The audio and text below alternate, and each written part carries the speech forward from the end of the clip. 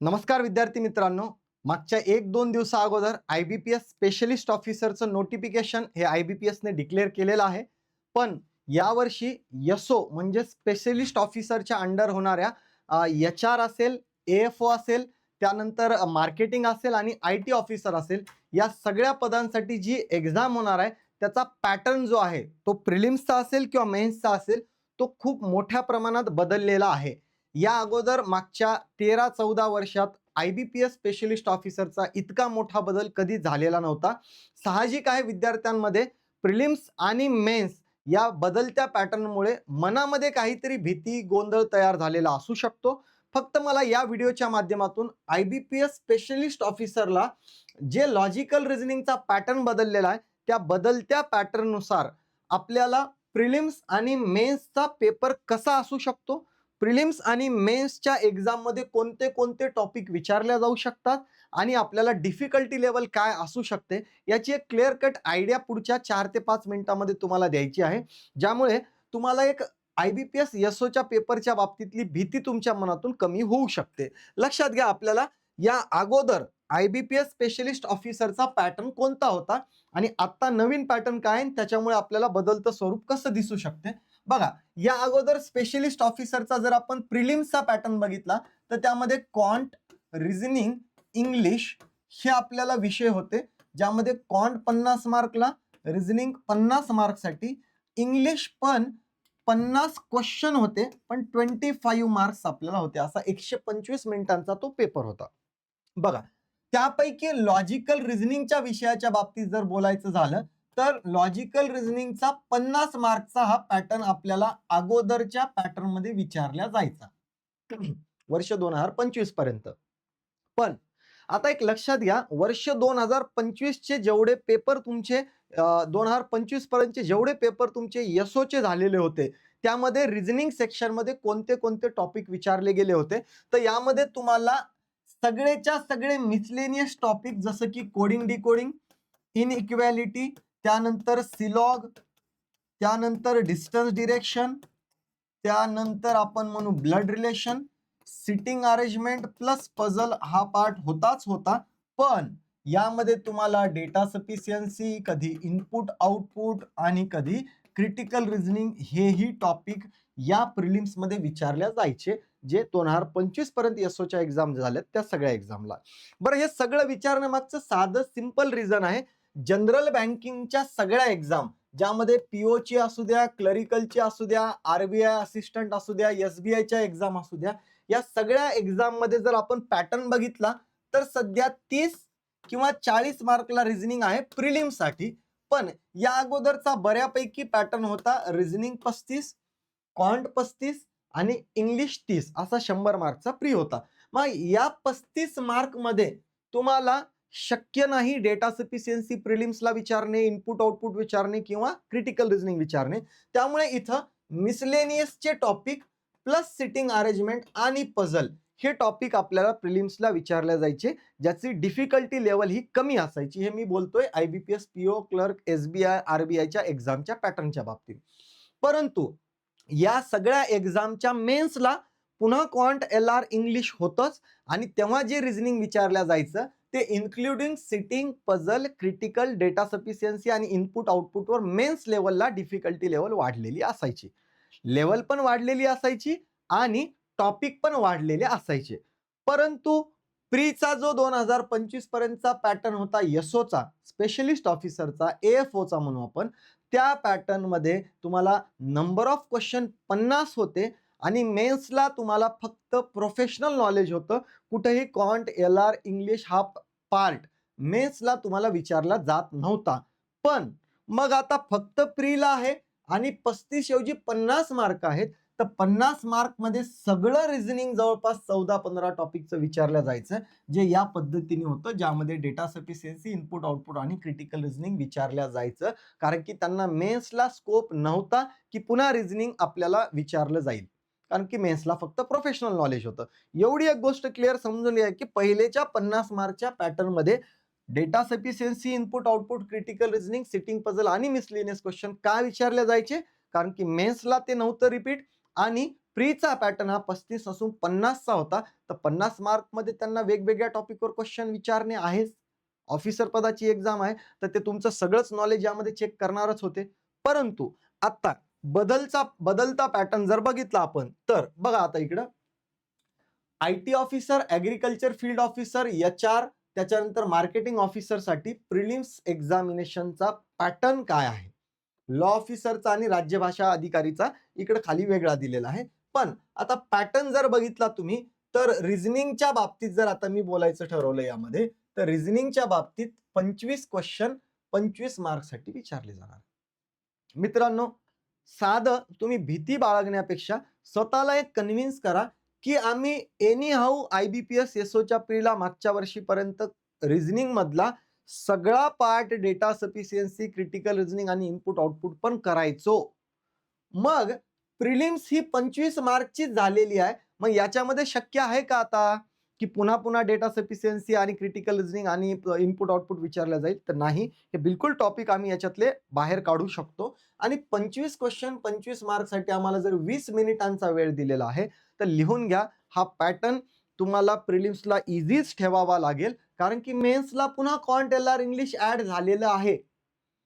बदलत्या पॅटर्न नुसार तुम्ही जर चेक केलं इकडं, तर बघा प्रिलिम्स मध्ये तुमचा प्रोफेशनल नॉलेजचा पार्ट 50 मार्कसाठी 25 क्वेश्चन ऍड झालेले आहेत, जे की अगोदर विचारले जायचे नाही. आणि रिझनिंगचा पार्ट जो 50 मार्कला होता तो 25 मार्कवर आलेला आहे. तो क्वांटचा पण 25 वर आहे आणि इंग्लिशचा पण 25 वरच आहे. पण मी रिझनिंगच्या बाबतीत जर बोलायचं ठरवलं, तर लिहून घ्या. याच्यामध्ये तुम्हाला मिसलेनियस टॉपिक, कोणते टॉपिक विचारले जातील मी हे पुढे सांगतोच तुम्हाला. इकडे राज्यभाषा आणि लॉ ऑफिसरसाठी पण 25 क्वेश्चन 25 मार्कला आहे. तर याची डिफिकल्टी लेवल म्हणतो मी, कोणती एक्सपेक्ट करावी? तर याची डिफिकल्टी लेवल आपण म्हणू शकतो RBI असिस्टंटचा प्री, ग्रामीण बँक RRB चा प्री, IBPS चा जो क्लर्क असतो, क्लर्क ज्याच्यात 35 पैकी 35 क्वेश्चन मुलं अटेम्प्ट करून येतात, याच्या प्री लेवलचा जो पेपर याच्या आधी होता, तसे पॅटर्न तुम्हाला मे बी याच्यामध्ये प्रिलिम्स एक्झामला बघायला भेटतील. त्यामुळे तुम्ही याचा कुठलाही पॅटर्न आता आपल्याकडे अवेलेबल नसल्यामुळे, आधीची कोणतीच एक्झाम नाहीये, फर्स्ट टाइम असं होतंय, तर तुम्ही रेफरन्ससाठी RBI assistant, RRB pre, RRB क्लरिकलची प्री आणि IBPS क्लर्कची प्री, इवन तुम्ही SBI क्लर्कचा प्री पण थोडा डिफिकल्टी लेवलचा वापरू शकता ऍज अ प्रॅक्टिस. मॉक टेस्टची प्रॅक्टिस करताना तुम्ही हा पॅटर्न वापरू शकता प्रिलिमसाठी. भलेही त्याच्यामध्ये तुम्हाला 35 क्वेश्चन भेटतील, तर तुमचा एक्स्ट्रा क्वेश्चनचा तिथं अभ्यास आपोआपच होतोय. तर 25चा अभ्यास करणं काही तुम्हाला अवघड नाही. याच्यासाठी आमच्याकडे एक्सपेक्टेड पॅटर्न मध्ये तुम्हाला कोणकोणते टॉपिक्स एक्सपेक्टेड आहेत IBPS SOच्या प्रिलिम्ससाठी. रिझनिंगला कोडिंग डिकोडिंगच्या सगळ्या टाइप्स, याच्यामध्ये कंडिशनल कोडिंग आली, अल्फा न्यूमरिक टाईप आली, प्रिसिडेड बाय फॉलोड बायचा टाईप आला, नंबर रिअरेंजमेंट आला, त्यानंतर अल्फाबेट रिअरेंजमेंट आला, या सगळ्या टाईप, चायनीज कोडिंग डिकोडिंग आली. ही आपल्याला कोडिंगचा 5च्या 5 टाईपचा अभ्यास आपल्याला करायचा आहे. इनइक्वॅलिटीचा पार्ट अभ्यास करायचा आहे. मग आता इथं आपण कन्सिडर करू शकतो की कोडेड वाला पार्ट ते मे बी मेन्सला विचारतील, जसं बाकीच्या मेन्स एक्झामला विचारले जाते. सिलॉग आपल्याला ओनली फ्यू सोबत तयार करून ठेवायचे. ब्लड रिलेशन बेसिक लेवल आपल्याला तयार करायचे, डायरेक्शन सेन्स पण तयार करायचा आहे. त्यानंतर आपण रँकिंग अरेंजमेंट, सिटिंग अरेंजमेंट आणि पझलच्या सगळ्या टाईप म्हणतो मी. इझी लेवलला येतील, पण सगळ्या टाईप पैकी कोणताही क्वेश्चन आपल्याला त्यामध्ये विचारला जाऊ शकतो. ओके, तर हा झाला प्रिलिम्सचा एक्सपेक्टेड या टॉपिकवर येणारा पॅटर्न तुमचा असू शकतो. इथं काय आहे तर IBPS स्पेशलिस्ट ऑफिसरसाठी आपण IT, agriculture field officer, HR आणि मार्केटिंग ऑफिसरसाठी live fast track batch start करतोय. ती 6 जुलै पासून स्टार्ट होते. येणाऱ्या सोमवारपासून ही बॅच चालू होणार आहे. त्याच्यामुळे मनामध्ये भीती असेल, अभ्यास आपल्याला महिन्याभरात कव्हर करून घ्यायचा आहे. तर प्रिलिम्सला तर हे टॉपिक कामी येणारच आहेत, पण क्वांट LR इंग्लिश आता पुन्हा मेन्सला ऍड झाल्यामुळे याच्यापैकी बऱ्यापैकी पार्ट तुम्हाला मेन्सला पण कामी देणार आहे. तर ज्याही विद्यार्थ्यांना SOची स्पेशल बॅच लावायची आहे, तर या बॅचसाठी तुम्ही संकल्प 247 ॲपवर बॅच चेक करा. तिथे तुम्हाला स्पेशलिस्ट ऑफिसरची बॅच दिसेल. मेन्स एक्झामचा पॅटर्न हा तुमच्यासाठी खूप मोठा सरप्राइझिंग फॅक्टर आहे, ज्यामध्ये प्रोफेशनल नॉलेज 100 मार्कला तर त्यांनी केलेच आहे, परंतु इंग्लिश, क्वांट आणि रिझनिंग हे या अगोदर कधीच SOच्या मेन्सला विचारल्या जात नव्हतं. पण ते आता विचारल्या जाणार आहे. त्यामध्ये रिझनिंगचा सेक्शन हा सगळ्यात मोठा. जर क्वांट एलआर इंग्लिशच्या बाबतीत विचार केला तर 40 मार्कचा आहे. तर 40 मार्कच्या रिझनिंगसाठी आता तुम्हाला स्कोप आहे क्रिटिकल रिझनिंगचा, आता तुम्हाला स्कोप आहे डेटा सफिशियन्सीचा, आता तुम्हाला स्कोप आहे इनपुट आउटपुटचा. तर या मेन्सच्या पॅटर्नला डिफिकल्टी लेवल प्रीपेक्षा थोडी जास्तच असणार आहे. मग याचा अभ्यास करत असताना बघा, याच्यात डिस्क्रिप्टिव्ह वाला पण पार्ट ऍड झालेला आहे. त्या बाबतीत पण तुम्हाला क्षितिज सर गाईड करतीलच. परंतु जर रिझनिंगच्या बाबतीत बोलायचं झालं तर याच्यामध्ये आम्ही रेफरन्स टेस्ट कोणत्या घेतल्या पाहिजे, तर मी तुम्हाला याच्यामध्ये सांगतो. तुम्ही ग्रामीण बँकेचा आरआरबी क्लरिकलचा म्हणा किंवा एखाद्या पीओचा मेन्स जर दिला तर बऱ्यापैकी याला फायदा होईल, कारण की 40 मार्कचाच पॅटर्न आहे आरआरबी क्लर्क पीओला पण. अजून याच्यामध्ये तुम्ही आरबीआय असिस्टंटचा पण मेन्स एखाद्या वेळेस देऊ शकता, कारण की आरबीआय असिस्टंटच्या मेन्सला बऱ्यापैकी विद्यार्थ्यांचे 135, 140, 150 एवढे अटेम्प्ट होते. तर त्या पद्धतीचा पण पेपर आपण एक्सपेक्ट करू शकतो. यामध्ये आयबीपीएस क्लर्क आणि एसबीआय क्लर्कचा मेन्स हा थोडा डिफिकल्टी लेवल वाढलेला असतो, त्यामुळे तिकडं आपण विचार करायचा की नाही हा पार्ट वेगळा. पण RRB clerk, RRB PO mains, RBI assistant mains या लेवलच्या जर तुम्ही मेन्स दिल्या, इवन तुम्ही एखाद्या वेळेस याला एसबीआय पीओचा प्री जो आपल्याला रिझनिंगचा आय थिंक 30 मार्क्ससाठी विचारला जाणार आहे, तर तो एसबीआय पीओचा प्री जरी दिला तरी बऱ्यापैकी तुमची ही आयबीपीएस एसओ मेन्सची तयारी रिझनिंग सेक्शनला या वेगवेगळ्या 3-4 एक्झाम मधून होणार आहे. त्यामुळे तुम्ही रेफरन्ससाठी कोणत्या मॉक द्याव्या, तर मी सजेस्ट करेल की या मॉक द्याव्या. मग आता यासाठी वेगवेगळे तुम्हाला टॉपिक्स कोणते तयार करायचे आहेत आयबीपीएसच्या एसओच्या एक्झामच्या मेन्सला. जर मेन्सला रिझनिंगचा विचार जर तुम्ही केला तर हे सगळे टॉपिक कोडिंग, इनइक्वॅलिटी, सिलॉग, ब्लड रिलेशन, डायरेक्शन सेन्स. आता यामध्ये स्पेसिफिक जर बघितलं तर आम्ही कोडेड सिम्बल बेस जे आहे, मॅजिक बॉक्सने आपण जे क्वेश्चन सॉल्व्ह करतो तो पार्ट. सिलॉग मध्ये ओनली फ्यूचा तर आहेच, थोडा रिव्हर्स सिलॉग वाला पार्ट पण आम्ही त्यामधला अभ्यास करून घेतला पाहिजे. ब्लड रिलेशन मध्ये पुन्हा एकदा सिम्बल बेस आम्हाला क्वेश्चन बघावे लागतील. डायरेक्शन सेन्स मध्ये पण सिम्बल बेस क्वेश्चनची जास्त प्रॅक्टिस करावी लागेल. रँकिंग अरेंजमेंट एक्सपेक्टेड येणारच आहे. सिटिंग आणि पझलच्या चांगल्या सगळ्या टाईप ज्या प्री आणि मेन्स दोन्ही ठिकाणी विचारल्या जातात त्याच्या डिफिकल्टी लेवलचे क्वेश्चन, जसं की आम्ही म्हणू शकतो flat and floor, uncertain number of person, त्यामध्ये आम्ही वेगवेगळ्या टाईप मंथ आणि डेटचे आहेत, बॉक्स बेस क्वेश्चन आहेत. हे प्रीलाही येतात, मेन्सला येतात. मेन्सची डिफिकल्टी लेवल वाढलेली असते, त्यामुळे सिटिंग पझलला आम्हाला मेन्सच्या बाबतीत किंवा आम्ही आधी सांगितलेल्या ज्या मेन्ससाठी मॉक आहेत त्याच्यातून तुम्ही तयारी केली तरी त्याचा फायदा होईलच.